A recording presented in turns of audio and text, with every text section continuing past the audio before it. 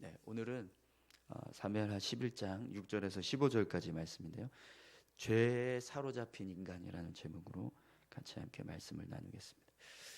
오늘 본문 말씀을 보면 다윗이 밧세바를 임신시키고 나서 그 일을 수습하기 위해서 노력하는 모습을 기록하고 있습니다. 그런데 여러분, 다윗이 이 문제를 어떻게 수습을 하고 있죠? 자신의 잘못을 인정하고 또 그것을 속죄하기 위해서 노력하는 것이 아니라 자신의 잘못을 감추기 위해서 노력하고 있습니다. 다윗이 자신의 죄를 덮기 위해서 어떤 노력을 하고 있는지 우리 말씀을 함께 살펴보겠습니다.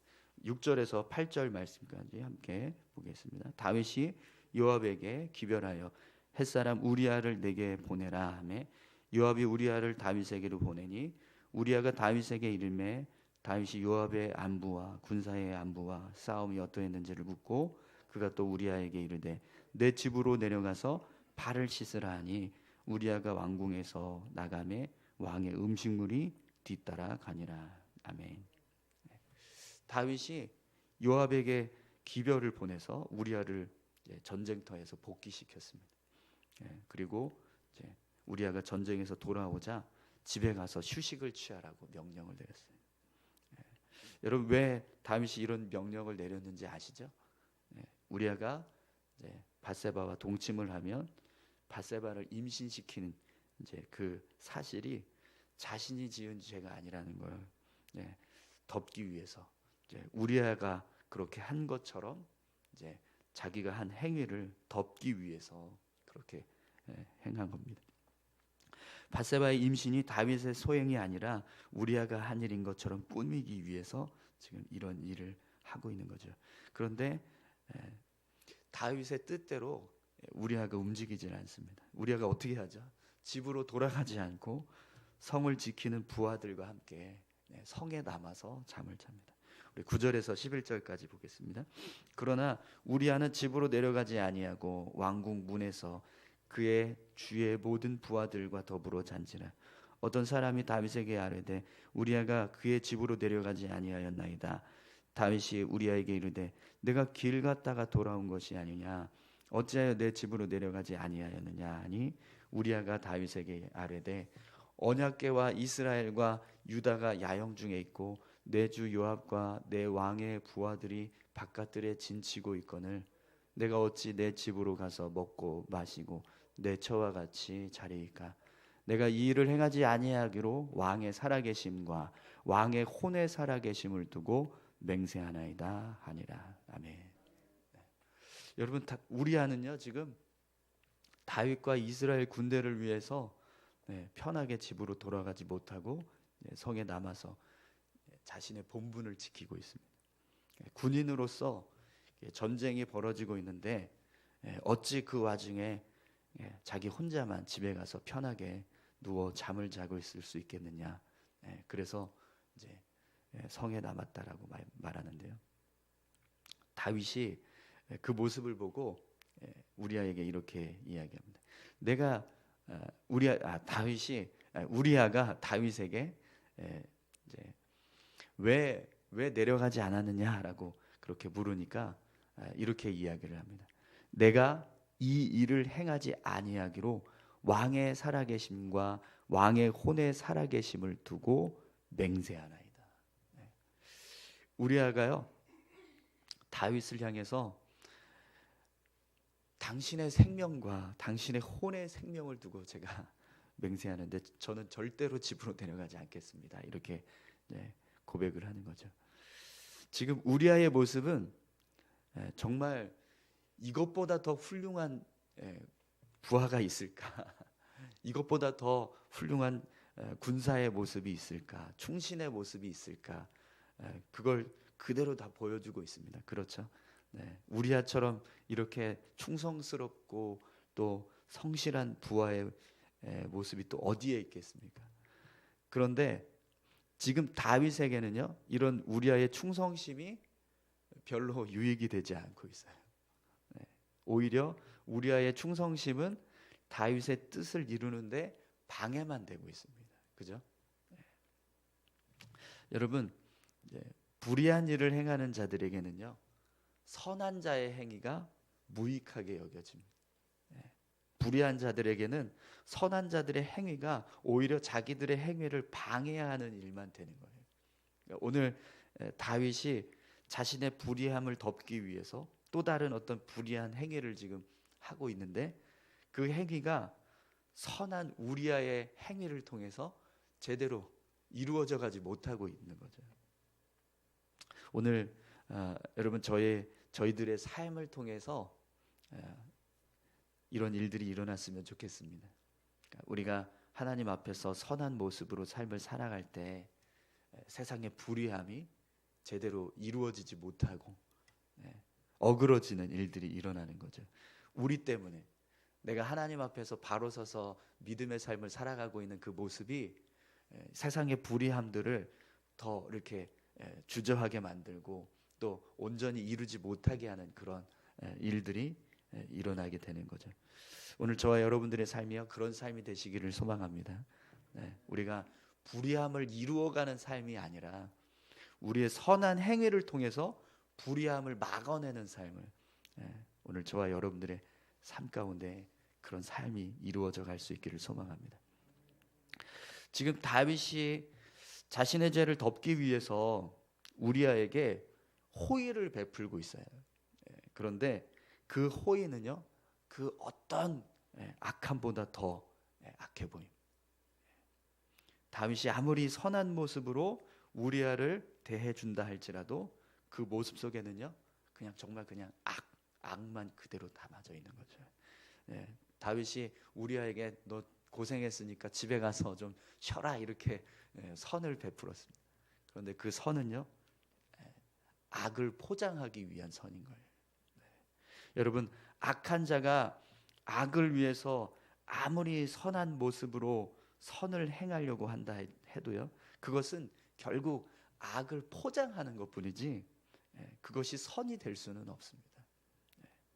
하나님 앞에서 악한 자가 행하는 악은요, 아무리 선한 모습으로 비춰진다 할지라도 그냥 악인 거예요. 여러분, 오늘 우리의 삶이요, 하나님 앞에 정말 선한 모습이 되어야 할 줄로 믿습니다. 내 안의 중심에는 악이 가득하고 죄가 가득한데 그걸 감추기 위해서 그냥 겉으로 선한 척 해봐야 소용없다는 거예요. 하나님은 중심을 보시기 때문에 우리가 겉으로 행하는 선함은 우리의 중심을 가려줄 수 없습니다.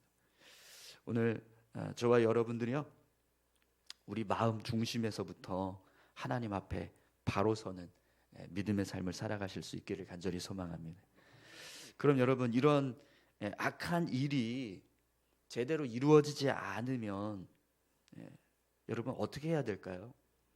내가 사실 이렇게 악한 일을 품고 악한 마음을 가지고 그걸 어떻게 좀 이루어 보려고 했어요. 그런데 그게 제대로 뜻대로 이루어지지 않았습니다. 그럼 어떻게 해야 될까요? 내가 하나님을 믿는 사람이라면 거기서 멈춰야, 하나님 앞에서 이것이 죄가 된다라는 걸 조금이라도 알고 있는 그런 믿음의 고백이 있는 사람이라고 한다면 거기서 멈춰야 됩니다. 그런데 다윗은요, 그런 일을 하고 있으면서도 전혀 어떤 양심의 어떤 가책도 느끼지 못하고 있고 또 하나님 앞에서 전혀 멈추려고 하지 않습니다. 우리 12절 13절 말씀 함께 보겠습니다. 다윗이 우리아에게 이르되 오늘도 여기 있으라, 내일은 내가 너를 보내리라.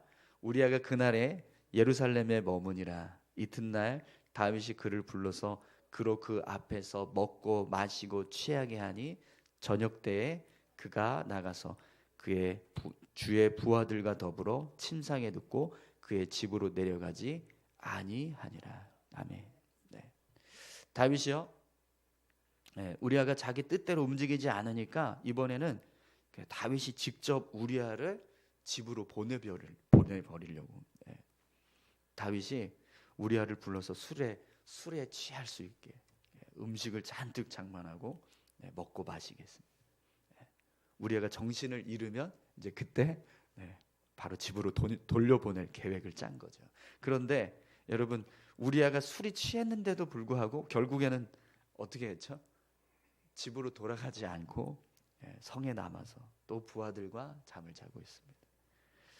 다윗이 두 번째로 우리아를 집으로 보내려고 했을 때 그 모습을 여러분 한번 상상해 보세요. 다윗이 계속해서 우리아가 술에 취하기만을 기다리고 있는 그 모습. 그리고 우리아가 술에 취해서 정신을 잃으면 그때 이제 집으로 돌려보내려고 준비를 하고 있는 거죠. 어쩌면 여러분, 밧세바에게 다윗은 은밀히 이야기를 했을지도 모르겠습니다. 모든 계획을 다 이야기하고, 내가 이렇게 해서 우리아를 집으로 보낼 테니 너 그때 우리아가 오면 뭐 잔 것처럼 해라, 뭐 이렇게 이야기를 한다든지, 아마 서로 뭔가 이렇게 이 상황들을 이야기하는 그런 모습들이 있지 않았을까요? 여러분, 그 모습을 한번 좀 상상 한번 해보시겠어요? 다윗이 우리아가 술에 취할 때까지, 정신을 잃을 때까지 기다리고 있는 그 모습. 이제까지 여러분, 다윗의 모습 속에서 그런 모습을 보신 적 있으신가요? 그 안에 악이 가득합니다. 우리아가 언제 취하나? 저 인간이 언제 정신을 잃을까? 그래야 내가 빨리 저 인간을 집으로 보낼 수 있는데. 이러고 계속 그 우리아가 술 마시고 음식을 먹고 있는 걸 지켜보고 있는 거예요. 여러분, 그 모습을 한번 상상해 보십시오. 얼마나 악할까요? 얼마나 하나님이 보실 때 그 모습이요, 악해 보일까요? 지금 다윗의 마음에는 어떤 자신의 죄를 덮고자 하는 악만 아주 가득 차 있어요. 그래서 우리아가 빨리 술에 취해서 정신을 잃기만을 기다리고 있는 그 모습, 그 모습을 지금 보여주고 있는 거죠. 그러나 다윗이 그런 간절한 바람에도 불구하고 우리아는 이번에도 성에 남아서 부하들과 잠을 자고 집으로 돌아가지 않았습니다. 여러분, 지금 다윗의 모습이야말로 야고보서 1장 15절의 말씀과 같이요, 욕심이 잉태한즉 죄를 낳고 죄가 장성한즉 사망을 낳느니라 라고 하는 이 말씀을 그대로 보여주는 겁니다. 우리 안에 죄가 들어오기 시작하니까 그 죄가 계속해서 장성하기 시작합니다. 욕심이 잉태하니까 죄를 낳고 죄가 장성하니까 결국에는 사망이 되는 그런 일을 지금 다윗이 하고 있는 거죠. 마음에 가득한 죄가 그 마음을 사로잡아 버리니까 더 큰 악을 행하는 죄를 낳게 되는 거예요.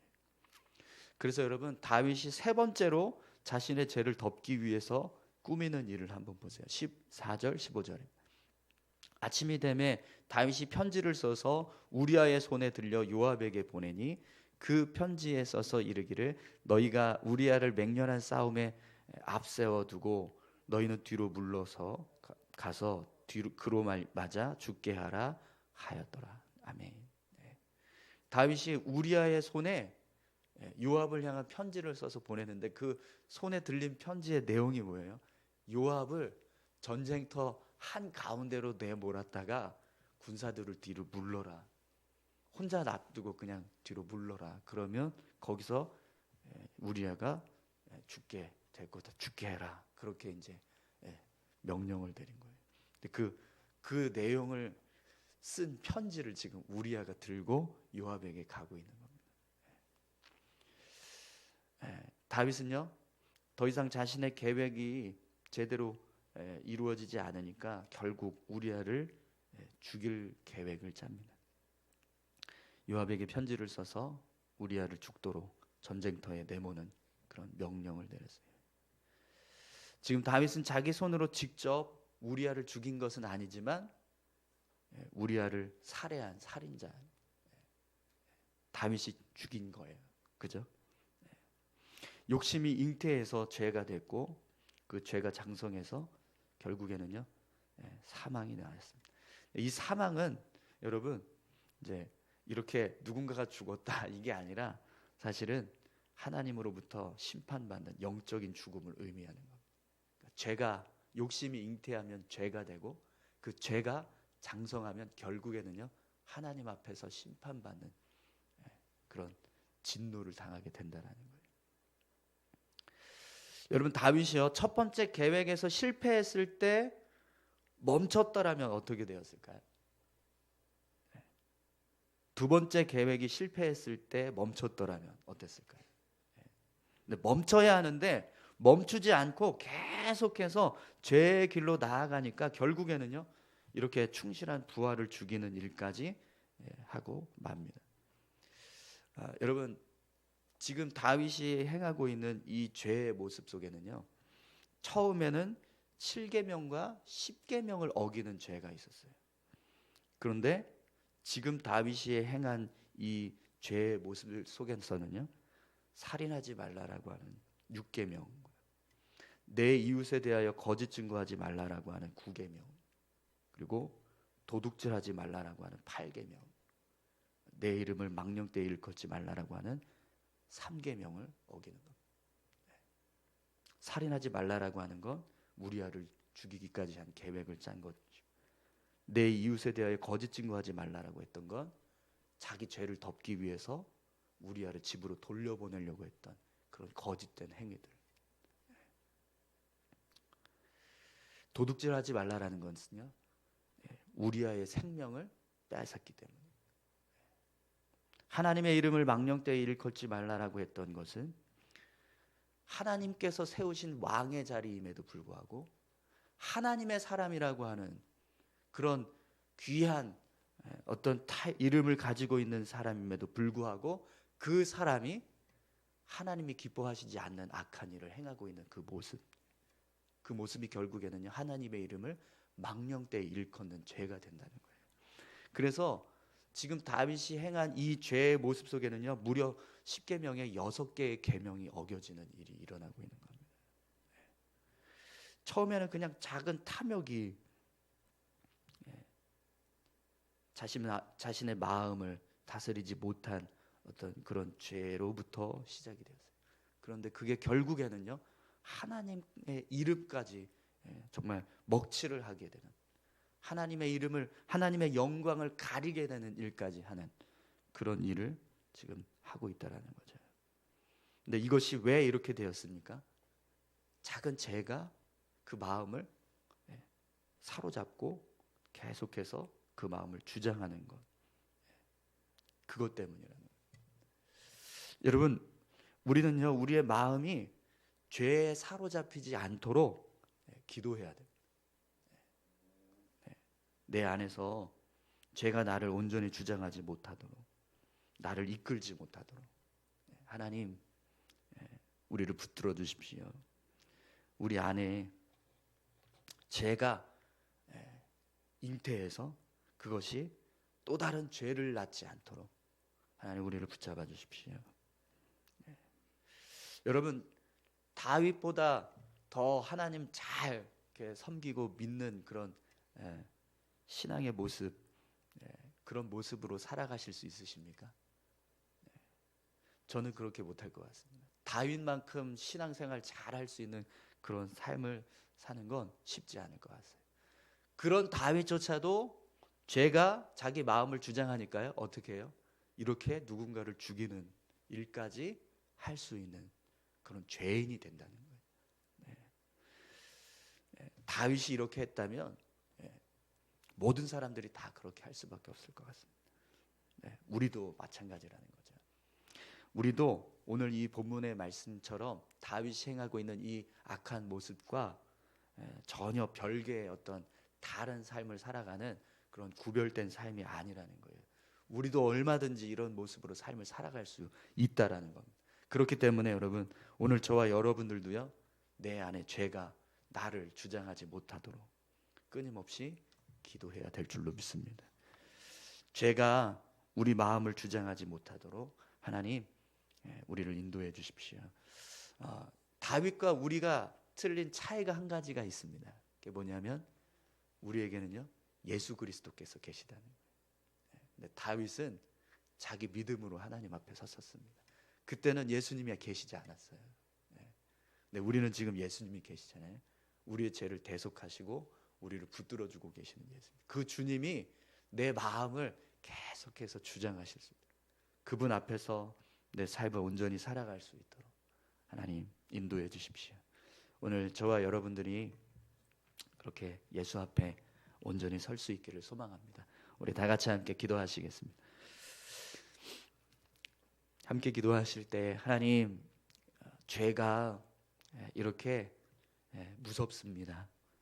작은 것이 큰 것을 만들어내고 더 큰 것을 만들어내서 정말 걷잡을 수 없을 만큼 큰 죄를 만들어냈습니다. 죽음을 부르게 하는 그런 큰 죄를 만듭니다. 하나님, 우리 마음에 죄가 우리 마음을 주장하지 못하도록 주님 막아주십시오.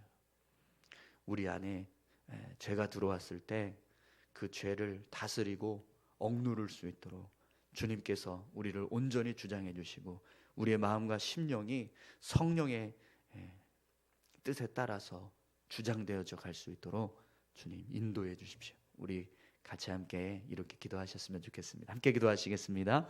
하나님 아버지, 감사합니다. 하나님, 오늘도 다윗의 모습을 통해서 다시 한번 깨닫습니다. 하나님, 정말 훌륭하고